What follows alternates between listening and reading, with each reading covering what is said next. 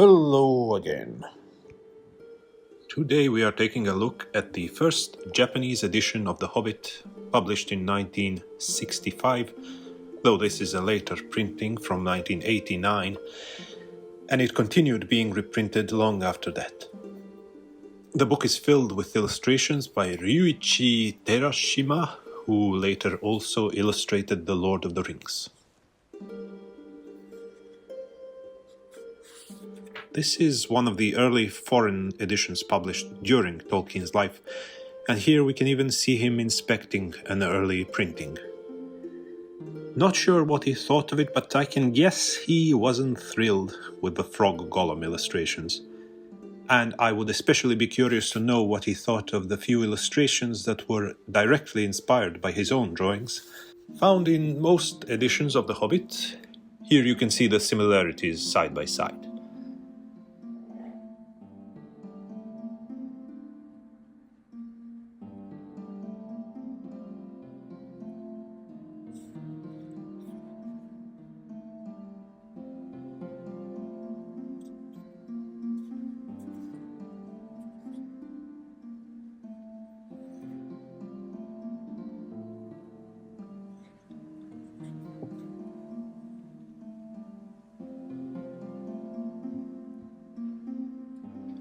I feel I've crossed a dangerous threshold in collecting Tolkien books with the purchase of the Tove Jansson Hobbit I've covered on this channel before.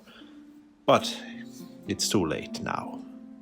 I must get just one more illustrated Hobbit edition in a language I can't read. Just one more. Just a couple more maybe, and then I quit, I swear. Just 3 or 4 more editions. The book is quite densely packed with these pen and ink illustrations, some full page, some quite small, in black and white, with the exception of the wonderful frontispiece drawing. I would describe the artwork as a bit naive and maybe rough, but organic. And I would guess the artist didn't do many sketches, but drew directly in ink, making these detailed, scratchy, energetic illustrations.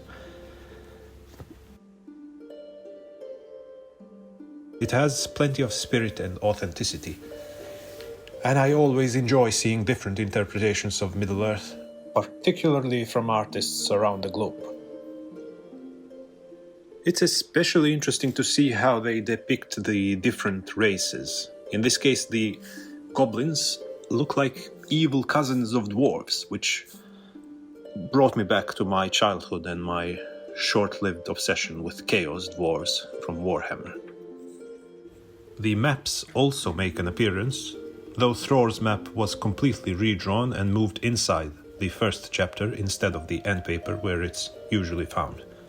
Which is why the map of Wilderland appears twice on both end papers, and that one is not redrawn, but the translated text seems to be handwritten in Japanese, which is a nice touch and pairs nicely with Tolkien's hand-drawn map.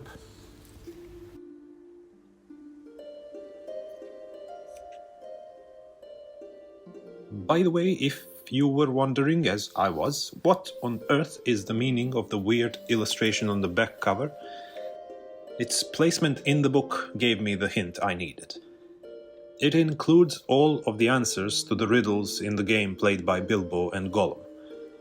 Kind of a bold choice of illustration in general, and using it on the cover even more so. And if you figured out its meaning before I told you, well, congratulations on being smarter than me, I guess. Smarty pants, McSmarty.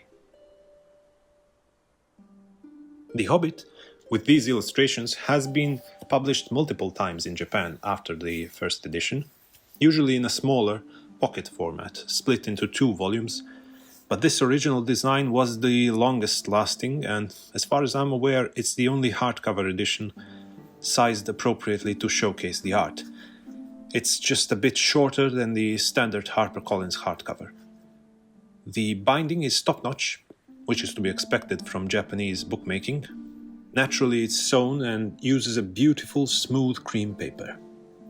It has an accompanying slipcase with the same design, And it's not particularly impressive, but it gets the job done and protects the book. A red silk ribbon marker is also included. All in all, a gorgeous, well-made and unique edition worthy of its universally beloved content.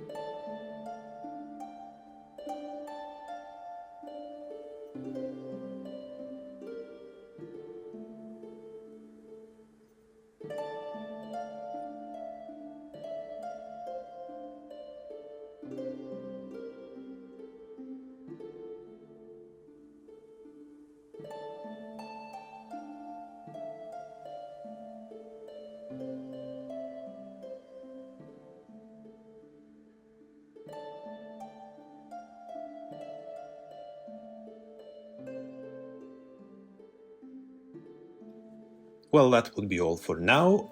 Thank you for joining me on the road of collecting books I can't read, so I just look at the pictures like I'm a child. There's more where that came from, and you can look forward to seeing another, at least one more, amazing non-English Hobbit edition in the future. Until then, take care and goodbye.